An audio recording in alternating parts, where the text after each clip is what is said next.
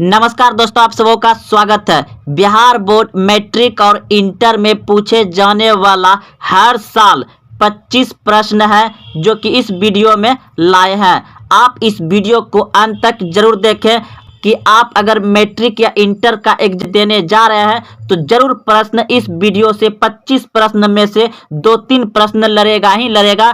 10 minute से कम समय लगेगा। आप इस वीडियो को अंत तक जरूर देखें। और हाँ, अगर आप पहले से जान रहे हैं तो कमेंट में उत्तर जरूर दीजिए। तो चलते हैं प्रश्न की ओर। तो पहला प्रश्न आप देख रहे हैं कि भारत में हरित क्रांति से जुड़े वैज्ञानिक का नाम है। यानी प्रश्न है क्या, भारत में हरित क्रांति का जनक किसे कहा जाता है? भारत में हरित क्रांति का जनक किसे कहा जाता है? Option A doctor M S. Swaminathan, option B S S. Bhatnagar, option C Homi Jahangir Bhabha, option D Raja Raman. तो इस प्रश्न का उत्तर ऑप्शन नंबर ए बिल्कुल सही है। भारत में हरित क्रांति का जनक डॉक्टर एम.एस. स्वामीनाथन को कहा जाता है। अगला प्रश्न है आपका, भारत का सबसे बड़ा सोयाबीन उत्पादक राज्य। भारत का सबसे बड़ा सोयाबीन उत्पादक राज्य है आपका मध्य प्रदेश, इसलिए इसे सोया प्रदेश भी कहा जाता है। अगला प्रश्न है आपका, दोस्तों यह सभी प्रश्न बिहार बोर्ड में बहुत बार पूछे गए हैं। प्रश्न है, भारत का एकमात्र राज्य जो केसर का उत्पादन करता है। भारत का एकमात्र राज्य जो केसर का उत्पादन करता है कौन है? तो जम्मू कश्मीर हो जाएगा। एकमात्र राज्य केसर उत्पादन कहाँ होता है? जम्मू कश्मीर में ही केसर का उत्पादन होता है। अगला प्रश्न है, भारत का कौन सा राज्य जूट का प्रमुख उत्पादक राज्य है? भारत का कौन सा राज्य जूट का प्रमुख उत्पादक राज्य है? Option A Assam, option B Bihar, option C Paschim Bengal, option D Jharkhand. तो भारत का सबसे ज्यादा उत्पादन करने वाला जूट पश्चिम बंगाल है। ऑप्शन नंबर सी सही है, पश्चिम बंगाल। अगला प्रश्न है, भारत में सर्वोत्तम चाय कहां पैदा होती है? भारत में सबसे ज्यादा चाय उत्पादन किस राज्य में की जाती है या कहां किया जाता है? तो आप सभी जानते हैं कि भारत में चाय सर्वाधिक उत्पादन होता है असम में। तो असम का एक दार्जिलिंग स्थान है जहां होता है दार्जिलिंग। तो भारत में सबसे ज्यादा चाय उत्पादन कहां होता है, चाय पैदा कहां होती है? दार्जिलिंग में। अगला प्रश्न है, भारत का सबसे बड़ा गन्ना उत्पादक राज्य। भारत का सबसे बड़ा गन्ना उत्पादक राज्य। Option A Uttar Pradesh, option B Maharashtra, option C Tamil Nadu, option D Punjab.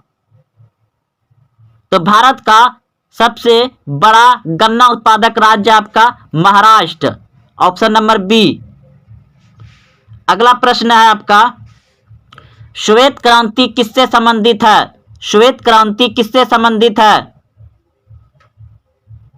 तो श्वेत क्रांति संबंधित है दूध उत्पादन से। ऑप्शन नंबर बी सही है, दूध उत्पादन से।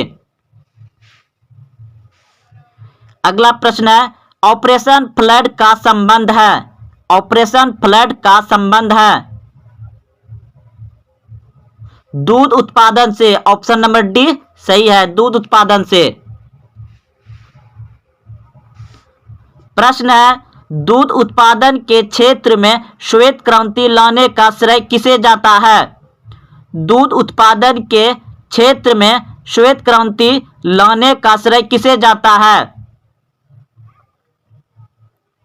तो ऑप्शन नंबर बी बिल्कुल सही है, डॉक्टर वर्जी कुरियन। डॉक्टर वर्जी कुरियन को जाता है। प्रश्न है, गुलाबी क्रांति का संबंध किससे है?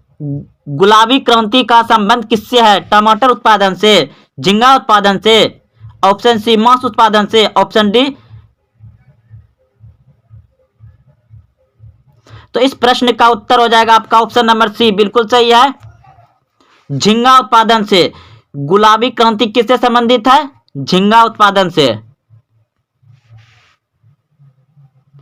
प्रश्न है भारत में सबसे अधिक कॉफी उत्पादन करने वाला राज्य कौन सा है? भारत में सबसे अधिक कॉफी उत्पादन करने वाला राज्य कौन सा है? तो भारत में सबसे ज्यादा कॉफी उत्पादन किस राज्य में होता है? कमेंट करें अगर आप पहले से जान रहे तो। Option A Maharashtra, option B Karnataka, option C Tamil Nadu, option D Kerala. तो भारत में सबसे ज्यादा कॉफी उत्पादन होता है कर्नाटक में। ऑप्शन नंबर बी सही है, कर्नाटक। अगला प्रश्न है आपका दोस्तों, देखिए टिक लगा हुआ है, आप सभी तो समझ गए होंगे। नेताजी सुभाष चंद्र बोस हवाई अड्डा कहाँ है? दोस्तों यह प्रश्न बहुत बार पूछा गया है, मैट्रिक और इंटर में। नहीं विश्वास है तो आप क्वेश्चन बैंक उल्टा करके देखें। प्रश्न है कि नेताजी सुभाष चंद्र बोस हवाई अड्डा कहाँ है? नेताजी सुभाष चंद्र बोस हवाई अड्डा कहाँ है? तो कोलकाता में। पहले से टिक लगा हुआ दोस्तों, आप लोग समझ गए होंगे। अगला प्रश्न है भारत का सबसे बड़ा बंदरगाह कौन सा है? तो भारत का सबसे बड़ा बंदरगाह है आपका मुंबई। भारत का सबसे बड़ा बंदरगाह कौन सा है? मुंबई। प्रश्न है भारत में पहली बार जनगणना कब हुई थी? भारत में पहली बार जनगणना कब हुई थी? तो आपके सामने आंसर लगा हुआ है, ठीक दोस्तों, 1872। दोस्तों जो ये याद किया था ना, उसने ये टिक लगा दिया है। अब इसको मिटा करके बना देंगे। तो आप लोग समझ गए होंगे, आप लोग पहले से भी जानते होंगे। बहुत ही अच्छा प्रश्न था। भारत में पहली बार जनगणना कब हुआ था? 1872 ईस्वी में। याद रखिएगा, क्योंकि यह बिहार बोर्ड मैट्रिक और इंटर में पूछे जाने वाला प्रश्न है। प्रश्न है भारत में पहली बार जनगणना किस वायसराय के शासन काल में हुआ था? भारत में पहली बार जनगणना किस वायसराय के कार्यकाल में हुआ था? तो भारत में सबसे पहली बार जनगणना 1872 में हुआ था, लॉर्ड मेयो के शासनकाल में। लॉर्ड मेयो, याद रखिएगा, लॉर्ड मेयो के शासनकाल में भारत में पहली बार जनगणना हुआ था 1872 में। अगला प्रश्न है आपका भारत में जनगणना का क्रमवार कब से प्रति 10 वर्ष के अंतराल पर किया जा रहा है? यानी कि भारत में जनगणना जो होता है प्रत्येक कितने साल पे होता है? 10 साल पे होता है। तो अभी 2011 में जनगणना हुआ था और 2021 में तो लॉकडाउन लगा था, तो अभी जनगणना हो रहा होगा। तो भारत में जनगणना का क्रमवार आकलन कब से 10 वर्ष के अंतराल पर किया जा रहा है? तो ऑप्शन नंबर बी बिल्कुल सही है, 1881 ईस्वी में। 1881 ईस्वी में। अगला प्रश्न है बाघ परियोजना प्रोजेक्ट टाइगर किस वर्ष प्रारंभ हुआ? बाघ परियोजना प्रोजेक्ट टाइगर किस वर्ष प्रारंभ हुआ? तो इस प्रश्न का उत्तर हो जाएगा आपका 1973 ईस्वी में। ऑप्शन नंबर बी बिल्कुल सही है, 1973 ईस्वी में।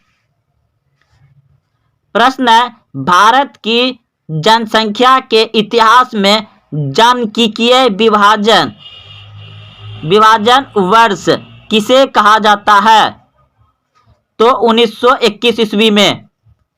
जनगणना के दृष्टि से भारत का सबसे बड़ा राज्य है आपका उत्तर प्रदेश। भारत में सबसे ज्यादा जनसंख्या वाला राज्य कौन सा है? उत्तर प्रदेश। प्रश्न है काली मिट्टी किस फसल की खेती के लिए सर्वाधिक उपयुक्त होती है?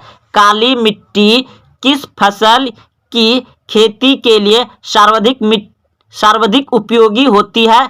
तो काली मिट्टी कपास के लिए सर्वाधिक उपयोगी होती है। ऑप्शन नंबर बी सही है। प्रश्न है रेगुर नाम है किसका? तो रेगुर मृदा का नाम है, यानी मिट्टी का नाम है, काली मिट्टी का। रेगुर किसका नाम है? काली मिट्टी का नाम है रेगुर मृदा किसे कहते हैं? काली मिट्टी को कहते हैं। अगला प्रश्न है भारत में सिंचाई का सबसे प्रमुख साधन है। भारत में सिंचाई का सबसे प्रमुख साधन है क्या? नहर। भारत में सबसे प्रमुख सिंचाई का साधन क्या है? नहर है। अगला प्रश्न है निम्नलिखित में से कौन सी एक खरीफ की फसल है? निम्नलिखित में से कौन सी एक खरीफ की फसल है? तो चावल, आप सभी पहले से जानते होंगे क्या है, चावल। अगला प्रश्न है, निम्न में से कौन सी एक रबी की फसल है? निम्न में से कौन सी एक रबी की फसल है? तो चना। रबी फसल कब बोई जाती है? जब आप रबी यानी रेजाई के अंदर रहते हैं, यानी कि ठंडी मौसम में होता है। गेहूं, चना, चना का झाड़ जो खाते हैं आप लोग पका करके। तो निम्न में से कौन सी एक रबी फसल है? चना रबी फसल है।